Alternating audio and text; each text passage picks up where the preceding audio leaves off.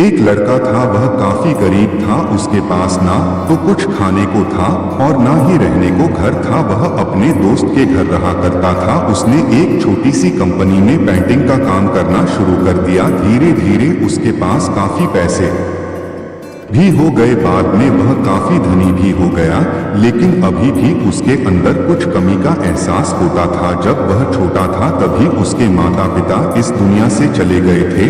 उसने कभी प्रेम को नहीं जाना था। एक दिन जब वह अपने किसी काम से बाहर गया था तो उसे एक लड़की दिखी जो कि काफी अच्छी और खूबसूरत थी। उसको देखते ही इस लड़की को उस लड़के से प्रेम हो गया। वह काफी देर तक उस लड़के को देखती रही। कुछ देर बाद वह लड़की वहां से चली गई। कुछ दिनों तक यह लड़का उस लड़की को खोजता रहा, लेकिन वह लड़की न मिली। लेकिन नियति ने उस लड़की से इस लड़की को मिला दिया। वह लड़की इस लड़के के घर काम की तलाश में आई थी। लड़के ने लड़की को तुरंत घर के काम के लिए रख लिया।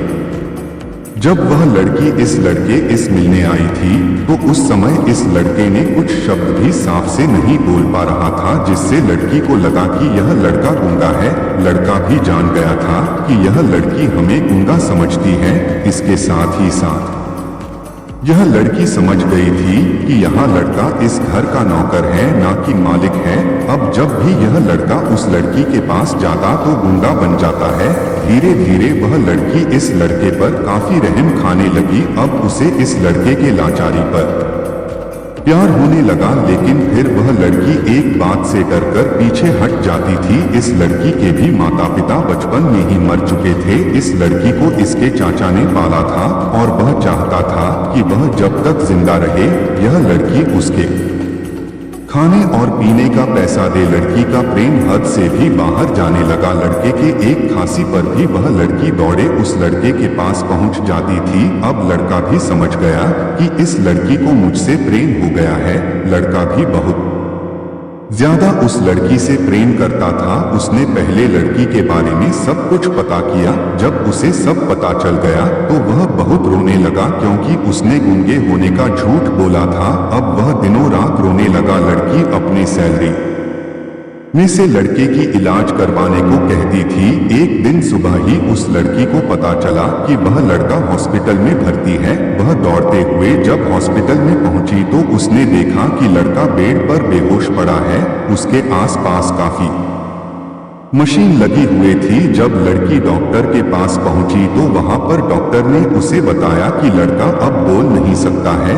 उसने अपनी जीभ को कटाने की कोशिश की है।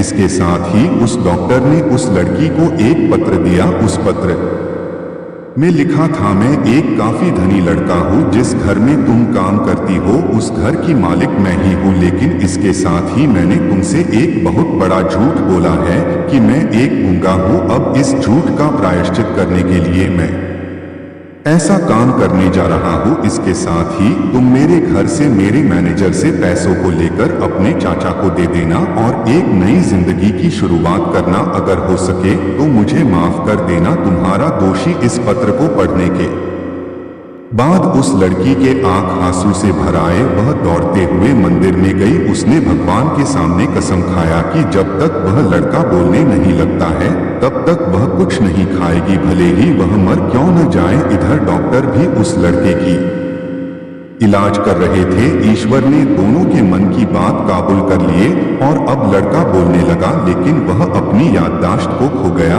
अब उसे कुछ भी नहीं याद था। अब इसके बाद लड़की ने उसके याददाश्त के लिए काफी कुछ किया, लेकिन याददाश्त न आ सका। अगर प्रेम की नींव को झूठ पर रखा जाए तो वह गिर ही जाता है।